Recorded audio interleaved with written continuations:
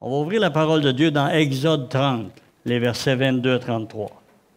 Exode 30, les versets 22 à 33. Et on va se lever pour la lecture de la parole, s'il vous plaît. Amen. Exode 30, deuxième livre de la Bible. Hein? Deuxième livre de la Bible, Exode 30, versets 22 à 33.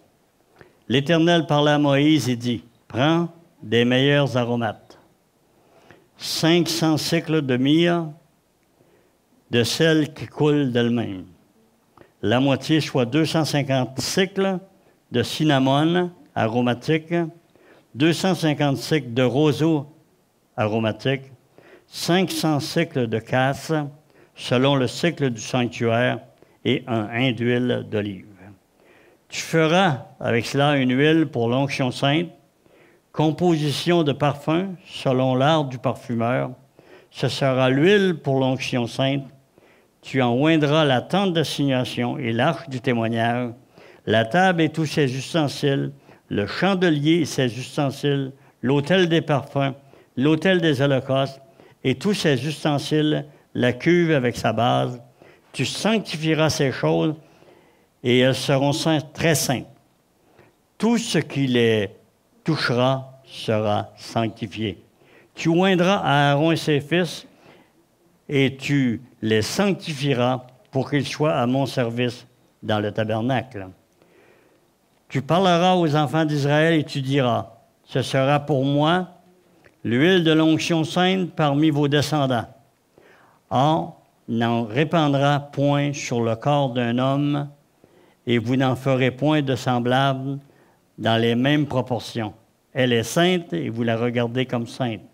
Quiconque en composera une semblable et en mettra sur un étranger sera retranché de son peuple.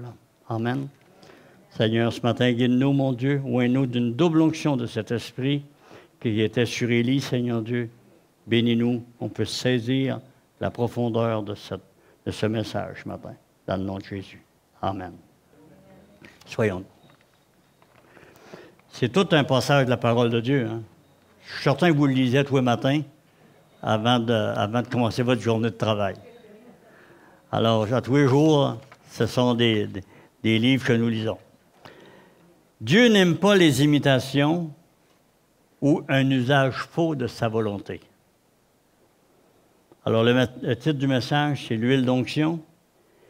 Quand nous lisons la parole dans l'Exode et Lévitique, nous sommes frappés par la précision demandée dans la construction du tabernacle, dans les vêtements, dans la consécration des sacrificateurs. On se pose même la question, les premiers temps, quand on lit ces passages dans l'Exode ou dans le Lévitique, c'est vraiment pour nous, ça nous passe 36 pieds pour sa tête. Êtes-vous d'accord avec moi? On ne comprend pas, on ne sait pas pourquoi ces choses-là se produisent, parce qu'on n'a pas la révélation complète de la parole de Dieu. Amen? Mais Dieu se révèle à nous. Et ce sont des passages des Écritures qu'on va voir ce matin, sur lesquels il se révèle, il révèle sa sainteté, il révèle sa grandeur, il révèle sa beauté, il révèle son intelligence et il révèle son amour envers les hommes. Amen? Ces parfums, si vous allez sur l'ordinateur et vous regardez dans l'huile d'onction, vous allez avoir où vous prenez les aromates qui sont mentionnés là et vous allez voir, elles représentent la guérison parce que certains sont des remèdes utilisés encore aujourd'hui. D'autres sont des parfums utilisés aujourd'hui dans les situations les plus grandes. Ce sont des parfums souvent euphoriques, qui donnent une euphorie dans la vie des gens. Juste la senteur de sentir ces parfums amène les gens à comprendre qu'il y a quelque chose là qu'on n'aurait pas s'il n'était pas là. Qu'on se rappelle que lorsque les mages ont venu voir Jésus dans l'étable, ils ont apporté avec eux un de ces produits-là, la myrrhe. Et à travers l'or et l'argent, d'amener la myrrhe, on ne comprend pas tellement non plus. Hein? Quand on lit ça les premières fois, même aujourd'hui, la plupart des enfants de Dieu. Qu'est-ce que ça fait là, la myrrhe? Regardez dans le dictionnaire la définition de la myrrhe et vous allez comprendre quelle signification que ça pouvait avoir et quelle richesse. La simplicité, la grandeur, l'abaissement de Jésus est signifié par cette myrrhe qui est apportée. Il n'apporte pas à l'homme le besoin d'être pauvre. Il n'apporte pas à l'homme le besoin d'être riche. Il apporte à l'homme le besoin d'avoir confiance en lui, que lui va l'aider, premièrement le sauver, le relever, le guider dans tous les pas de sa vie. Amen? C'est ce que nous font comprendre ces choses-là. Regardez-les dans le dictionnaire. Il y a 5 pages qui nous donnent la description complète de qu'est-ce que représentent ces aromates qui ont été utilisés pour fabriquer cette huile d'onction. Mais on comprend bien que si Dieu s'est servi par Moïse de produits terrestres pour nous donner cette onction, cette huile d'onction, c'est que justement, Dieu s'identifie à sa création. Il s'identifie à sa créature. On le sait, on en a parlé encore dimanche passé, je crois. Moi, je suis touché énormément par la généalogie de Jésus. Je peux vous dire que ça fait 38 ans que je lis la parole de Dieu. Et la généalogie de Jésus m'a touché il y a environ 1 an. Et j'ai découvert dans la généalogie de Jésus toute son humanité, toute sa raison d'être, toute sa raison de venir. Il n'a pas regardé à venir à travers des gens qu'on pourrait cataloguer comme saints, comme Jérémie ou Néhémie ou Esdras ou ces hommes de Dieu que l'on aime beaucoup lire les témoignages dans la parole, comme Joseph, comme Daniel. Mais non. Quand on regarde dans la généalogie de Jésus, on voit toute son humanité. Il a pris une descendance d'hommes pécheurs. Amen. De femmes pécheresses. Des hommes et des femmes qui ont chuté plus bas qu'on ne pourrait jamais même l'imaginer. Mais Dieu s'en est servi pour venir à travers cette bunch, si on veut appeler ainsi, de pécheurs qui produisent aujourd'hui qui il est, et pourtant il était saint. Amen. Un Jésus d'amour qui vient en ne se prenant pas pour le ciel, en étant le ciel parmi nous et en établissant sa camaraderie avec les hommes, son amour avec les hommes, sa grandeur avec les hommes par son abaissement. Amen. Notre Dieu a voulu ainsi que Jésus vienne. Et cette huile d'onction représente l'action du Saint-Esprit, mais représente aussi toute la vie de Jésus.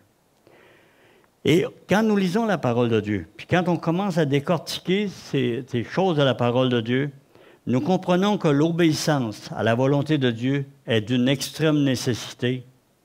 Tout doit être parfait. Amen. Est-ce que je peux être parfait, moi? Voyons. Pourquoi vous dites ça, vous? Non, je ne peux pas être parfait. Qui me rend parfait? C'est Christ qui me rend parfait. Amen.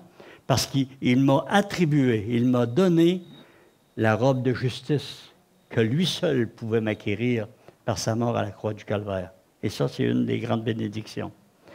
Dans le Lévitique, quand se réalise la première utilisation du tabernacle, nous voyons la préparation de ceux qui y feront le service. Et 2 choses essentielles seront utilisées. Et on va voir ça dans Lévitique 8, 10 et du verset 14 au verset 23. Ça va être l'huile d'onction et le sang du taureau expiatoire, du bélier de l'Holocauste et du bélier de consécration. C'est beaucoup. Alors, frères et sœurs, appliquons-nous ce matin. Peut-être on ne comprendra pas tout, mais si on écoute le message, si on le repasse sur le web, si on prend un CD ce matin du message, ça sera quelque chose qui va nous aider à comprendre. Parce que ce n'est pas facile à comprendre pour le commun des mortels. Amen? Même pour les enfants de Dieu. C'est pas facile à comprendre, c'est pas facile à analyser, mais c'est divin à entendre et c'est divin à comprendre. Amen? Alléluia.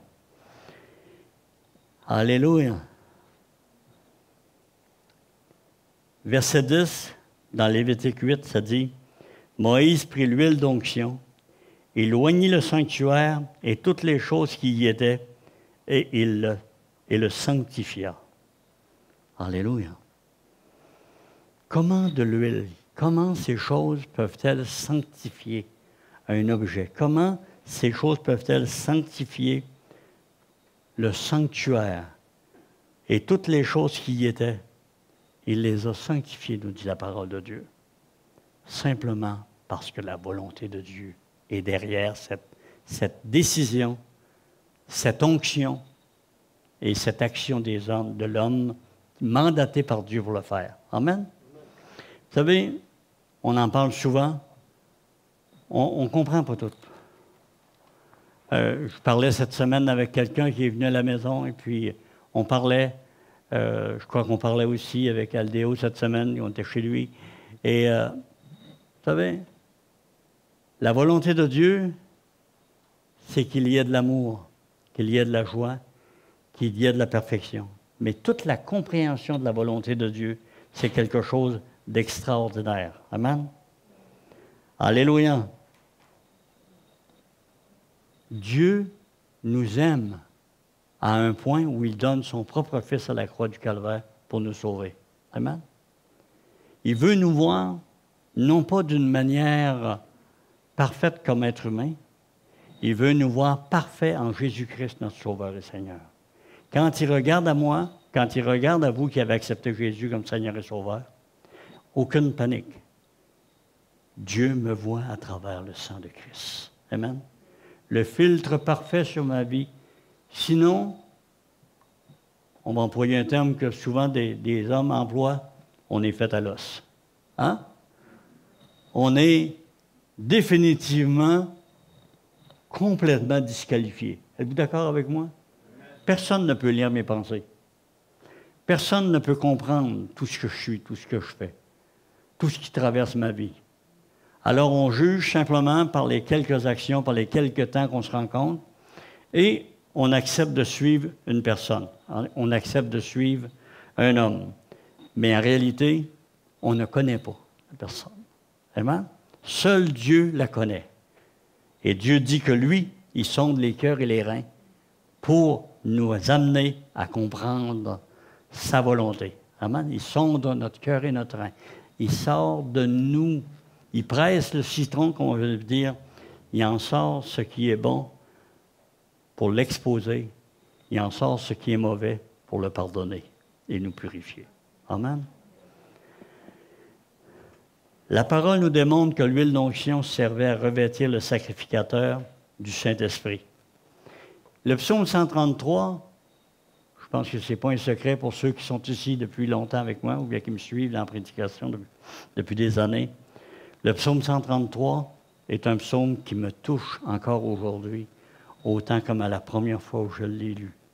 Le psaume 133, il est court. Oh, qu'il est doux, qu'il est agréable pour des frères d'être ensemble.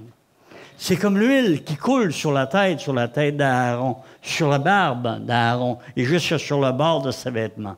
Amen. Dieu dit que l'amour entre frères et sœurs, partagé dans une vision que nous sommes le corps de Christ et que nous sommes les uns pour les autres, les êtres les plus précieux pour chacun de nous, car nous passons l'éternité ensemble. Amen. Alléluia. Et il fait de cet endroit, nous dit la parole de Dieu dans le psaume 133, un endroit de bénédiction éternelle et de salut. Amen. Qu'on puisse, frères et sœurs, vraiment se bénir les uns les autres dans cette pensée du psaume 133. Qu'on soit heureux d'être ensemble. Heureux au point d'être amour les uns pour les autres. Au point d'être capable de couvrir les choses au lieu de les exposer. Laissons Dieu exposer les choses lui-même. Laissons Dieu corriger les choses lui-même. Parce qu'on ne comprend pas les choses. Amen. On a de la misère à comprendre les choses. Il y a quelques années, dans une église à l'extérieur. Je le mentionne ce matin, des gens l'ont vécu, cette expérience-là. L'église s'était complètement virée contre un couple. Et ce couple-là voulait se marier. On est parti après avoir constaté le salut de la personne, après avoir constaté que c'était une injustice à leur égard. On est parti, puis on a accompli. Aujourd'hui, ce frère est un de ceux qui président les assemblées au départ des assemblées et qui bénit le Seigneur par sa présence. Et toute l'assemblée où ils vivent maintenant sont bénis par un couple qui marche dans la foi et qui glorifie Dieu au milieu d'eux autres. Vraiment? Voyez-vous? Et aujourd'hui, ce pasteur-là est heureux. Et l'Église s'est rendue compte tout de suite après que finalement, Dieu s'était servi de nous pour aller arracher une aiguille dans le flanc de l'Assemblée, qui les dardait, qui les piquait, qui les rendait la vie difficile à beaucoup de personnes. Et on rend gloire à Dieu pour ça. Amen? On rend gloire à Dieu que notre Dieu est capable de nous utiliser pour glorifier son nom, pour bénir son Saint-Nom. Alléluia! Tous les vrais adorateurs, ceux que Dieu se cherche seront revêtus de cette onction du Saint-Esprit. Amen?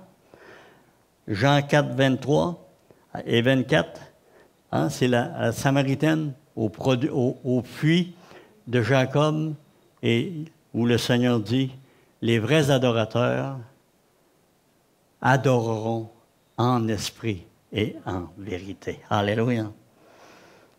Alléluia. Par le sang, pour le sang, nous ne pouvons passer à côté sans le sang de Jésus-Christ. Amen. Du sang pour du sang, ça ne produit rien. Êtes-vous d'accord avec moi? De la douleur, sûrement beaucoup de douleur quand le sang coule, c'est qu'il y a quelque chose qui se produit. À moins qu'on retire médicalement, puis encore là. On m'en a tiré pour rien dans un genou il y a 1 mois et demi. J'ai encore le genou gonflé de sang.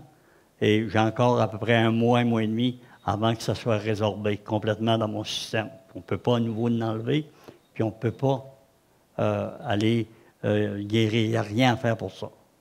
Alors, le sang, c'est quelque chose dans notre vie, vous le savez. Quand c'est contaminé, ça nous rend la vie misérable. Quand c'est pollué ou quand ça coule inutilement, ça nous rend aussi la vie misérable. Amen? Dans Éphésiens 2, 5, 2, 18 et 5, 18 et 19, ça nous démontre que le Saint-Esprit nous revêt, le Saint-Esprit nous touche, le Saint-Esprit nous amène dans une direction plus loin. Vous regardez ces textes-là. Pour le sang, nous ne pouvons pas passer à côté. Sans le sang de Jésus-Christ pour nous, nous demeurons coupables. Amen? 1 Pierre 1, versets 18 et 19. Alléluia. Lisons ce passage des Écritures.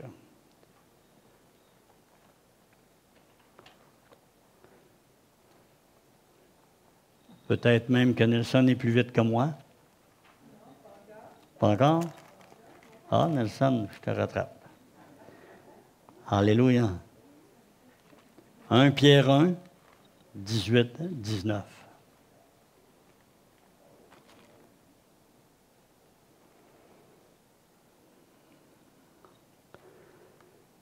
Vous savez que ce n'est pas par des choses périssables, par de l'argent ou de l'or, que vous avez été rachetés de la vaine manière de vivre que vous aviez hérité de vos pères.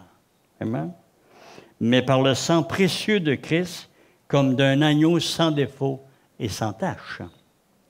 C'est le sang de Christ qui nous purifie. C'est le sang de Christ que Dieu utilise pour nous bénir. Et dans l'Épître aux Hébreux, il nous est rappelé que le lien dans Hébreux 9, il nous est rappelé dans son ensemble de tout ce passage, dans le chapitre 10 et le verset 8 en partie aussi, que le lien entre le tabernacle et ses ordonnances, Lévitique 8, n'était pas une coïncidence, mais un symbole pour le temps présent. Si c'est un symbole pour le temps présent, frères et sœurs, Et il nous faut nous efforcer de connaître le symbole pour comprendre davantage encore la réalité du temps présent, de ce que Dieu veut nous montrer. Amen. De ce que Dieu a fait en Jésus-Christ.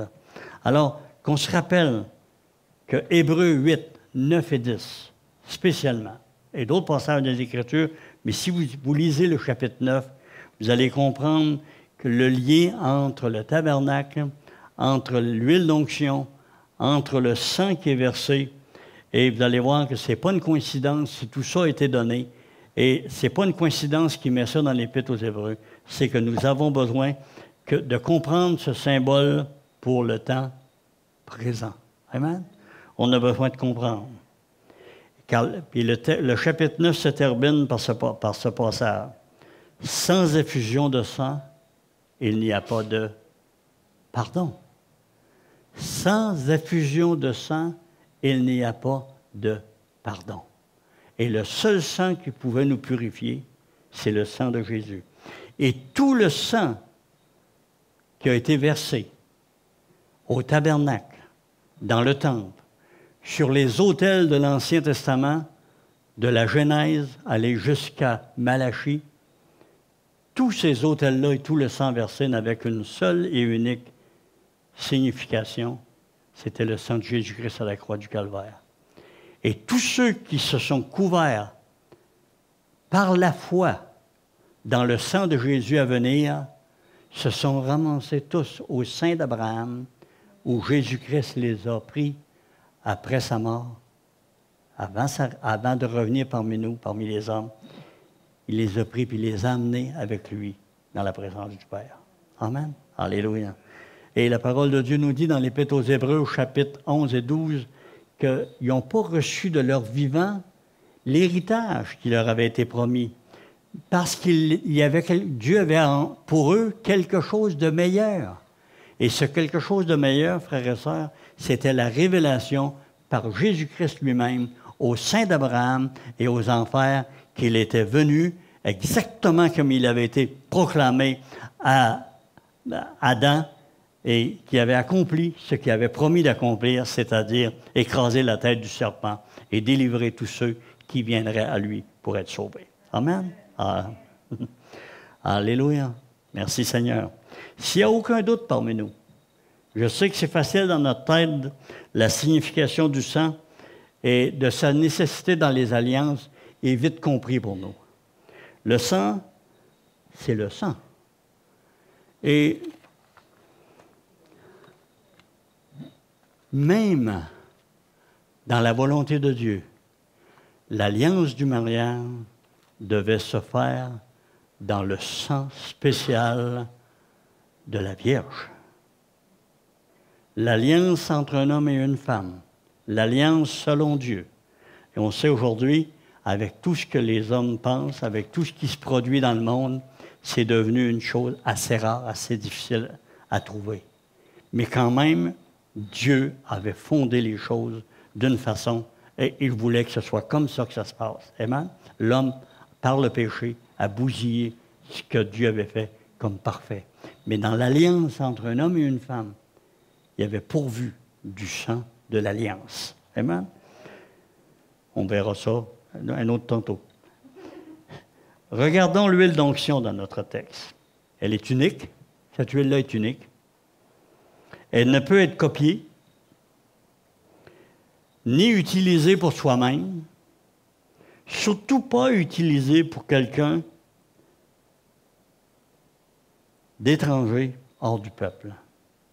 L'onction du Saint-Esprit, c'est pour les croyants. Le Saint-Esprit a été venu à la demande de Jésus-Christ. Je vous enverrai. Le Saint-Esprit est venu à nous et est venu pour convaincre le monde de péché, de justice et de jugement. Mais ça se limite là, son action envers eux autres. Le Saint-Esprit ne sauve personne. Il fait connaître celui qui peut les sauver. Amen. Mais tout être humain, tout homme, toute femme sur la terre a besoin d'entrer en lui-même et par la foi, accepter Jésus comme son Seigneur et Sauveur. Quand on regarde dans l'évangile de Matthieu, frères et sœurs, au verset 17, ça m'a étonné Puis encore aujourd'hui, on pourrait, en lisant ce passage, ne pas comprendre que certains des disciples, précieux disciples de Jésus, avaient encore des doutes. Et de ces hommes qui avaient encore des doutes, de ces femmes qui le suivaient, il leur dit ceci: allez par toutes les nations, prêchez la bonne nouvelle à toute la création, baptisez-les au nom du Père, du Fils et du Saint-Esprit, et enseignez-leur à observer tout ce que je vous ai prescrit. Et ces hommes qui avaient encore des doutes, séduits par l'onction du Saint-Esprit, ont parti dans le monde et ont conduit le monde dans le plus grand des voyages, le plus beau des endroits, c'est-à-dire l'éternité avec Dieu. Pour nous aussi, l'onction doit être unique, frères et sœurs. Nous sommes individuellement le temple du Saint-Esprit. 1 Corinthiens 3,16 et 6,19 nous disent que nous sommes le temple du Saint-Esprit. Et ne savez-vous pas que votre corps est le temple du Saint-Esprit qui est en vous, que vous avez reçu de Dieu et que vous ne vous appartenez point à vous-même? Alléluia. Amen. Quelque chose, hein? On le relit encore, ce passage des Écritures.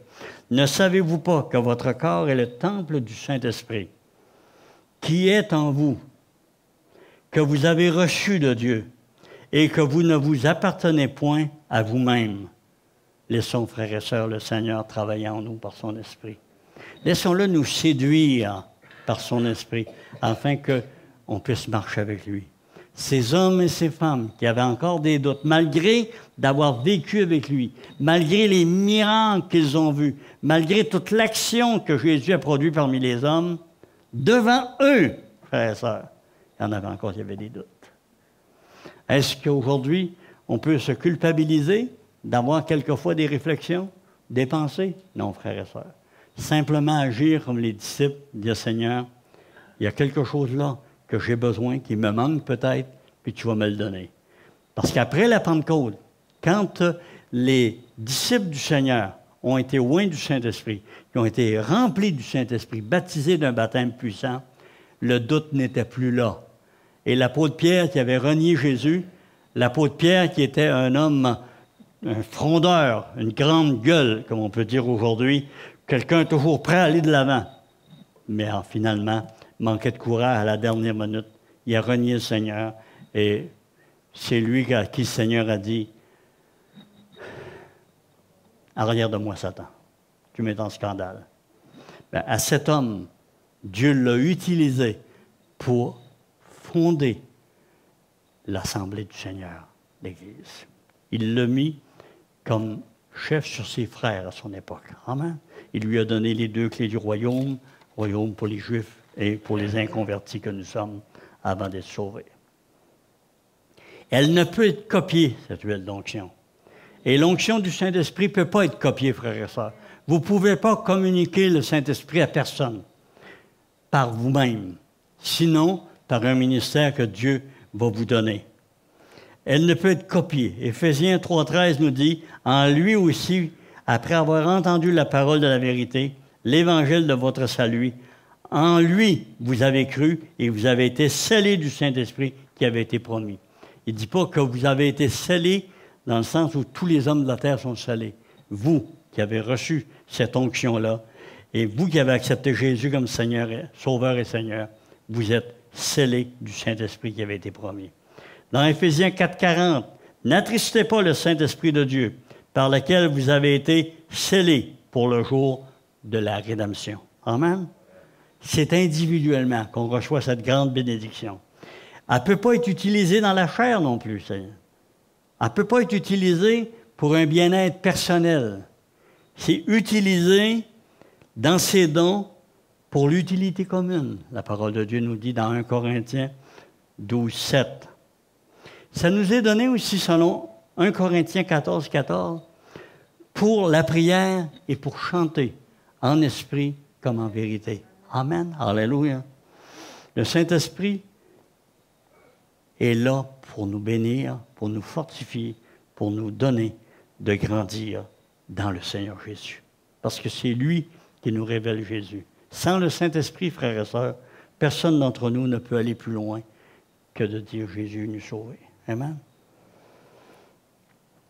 Nous devons utiliser cette onction pour enseigner, convaincre, corriger, pour instruire dans la justice. 2 Timothée 3, verset 16.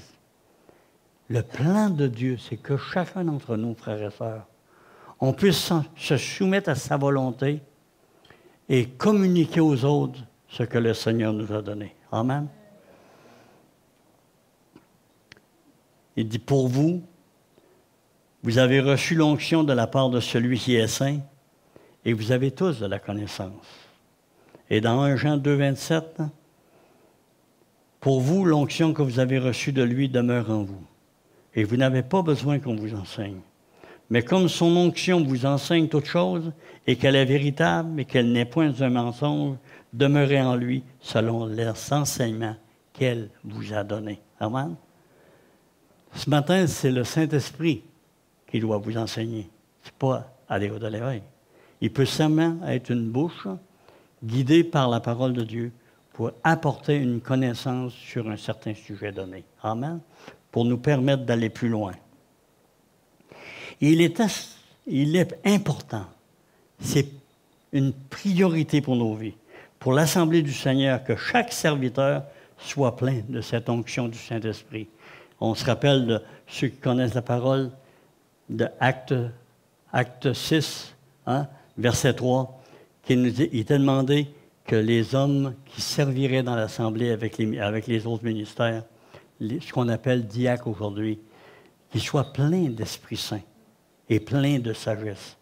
Plein d'Esprit Saint et de sagesse ne peut pas être une sagesse qui vient de l'homme, ni un plein d'Esprit Saint qui vient des hommes non plus.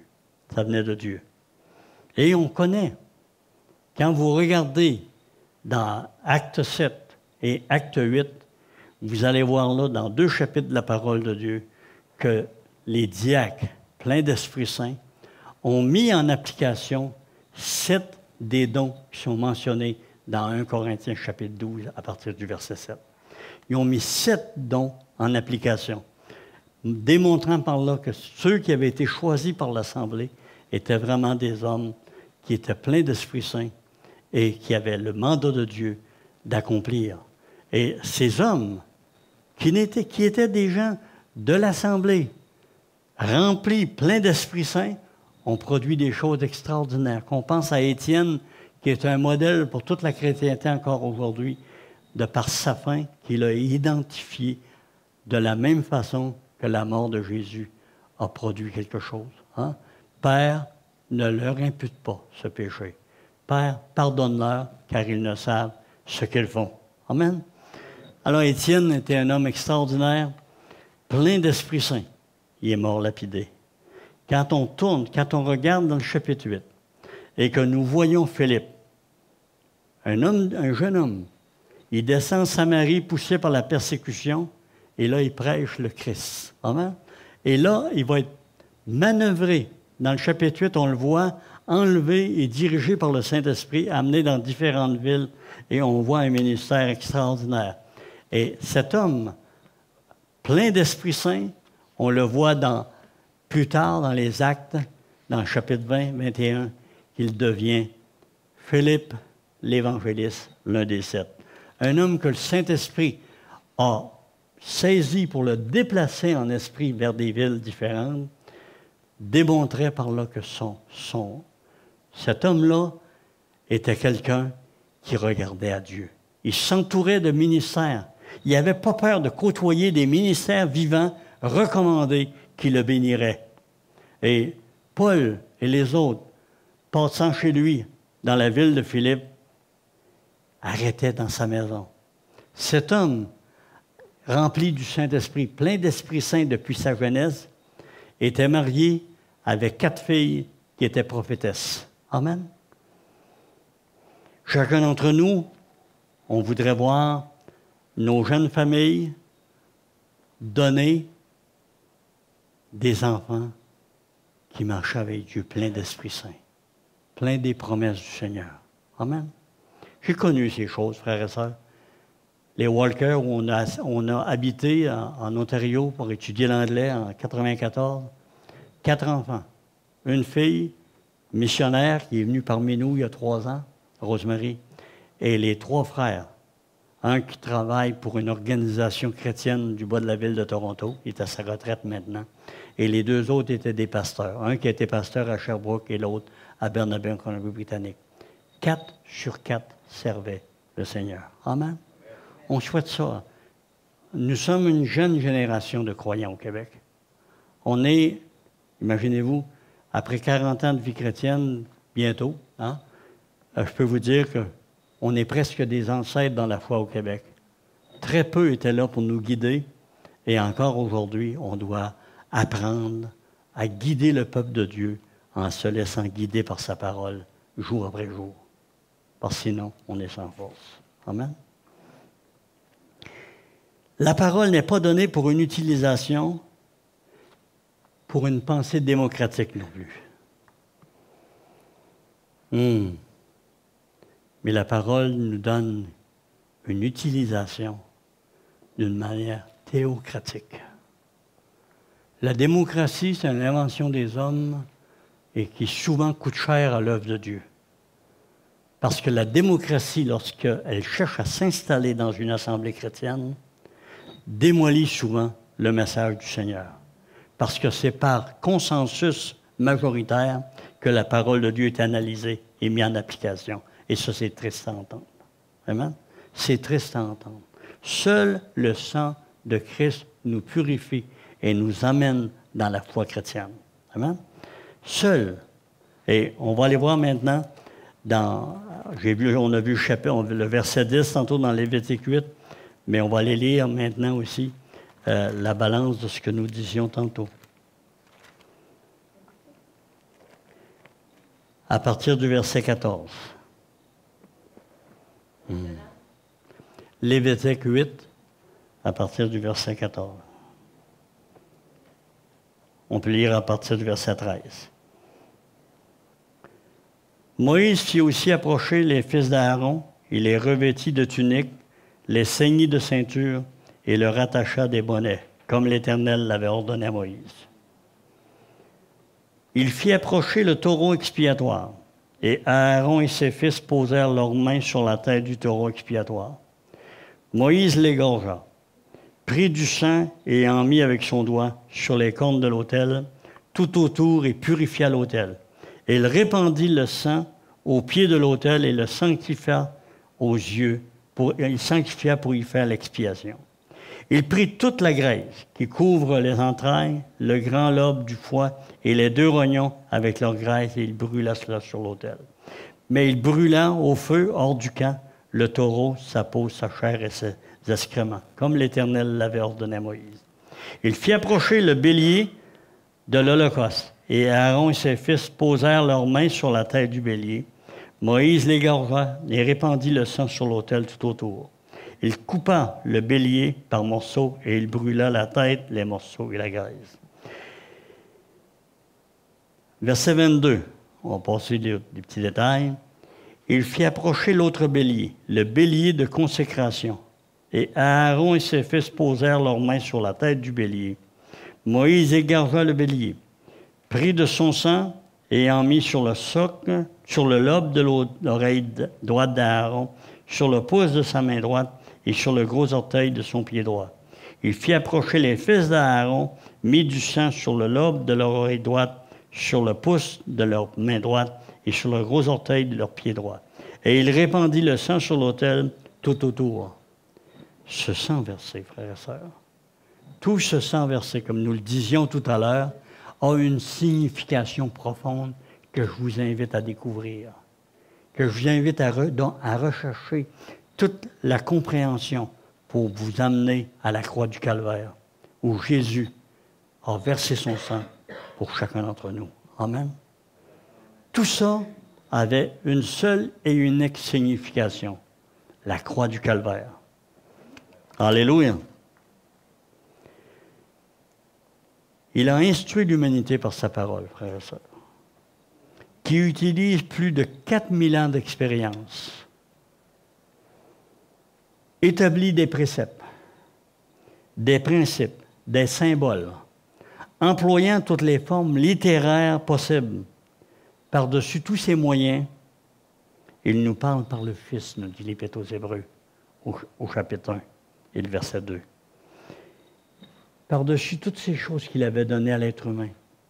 Nous le savons, nous qui connaissons le Seigneur depuis longtemps, les Béréens étaient des hommes et des femmes plus excellents que ceux des Thessaloniques, car ils examinaient chaque jour dans les Écritures pour savoir si ce qu'on leur disait était vrai. Et les seules Écritures que le peuple avait en ses mains à cette époque étaient les livres avant les Évangiles. Donc, à l'intérieur de ces textes sacrés, ces hommes et ces femmes découvraient leur Sauveur et leur Seigneur et la justification de sa venue et du pourquoi de tous les gestes qui avaient été posés. Et que tout cela avait eu une signification profonde dans leur Sauveur et Seigneur. Jésus est le reflet de sa gloire, nous dit la parole de Dieu dans Hébreux. Il est le reflet de sa gloire et l'empreinte de sa personnalité. Et il soutient toutes choses par sa parole puissante. Alléluia. Qu'elle est véritable, qu'elle n'est point un mensonge. Demeurez en lui selon les enseignements qu'elle vous a donnés. Frères et sœurs, ce matin, désirons ardemment la révélation de son onction et utilisons les dons qu'elle nous manifeste. Amen. Et comprenons davantage et toujours davantage la signification du sang versé par Jésus à la croix du Calvaire, afin qu'on puisse se pencher et dire à l'homme, tu as besoin du sang de Jésus, parce que c'est la volonté de Dieu qui a été exprimée pendant 4000 ans et qui nous a amenés à, non pas une révélation, mais il nous a amenés à une réalisation, c'est-à-dire Jésus-Christ à la croix du Calvaire, qui est venu et qui a posé le geste qui nous sauve aujourd'hui.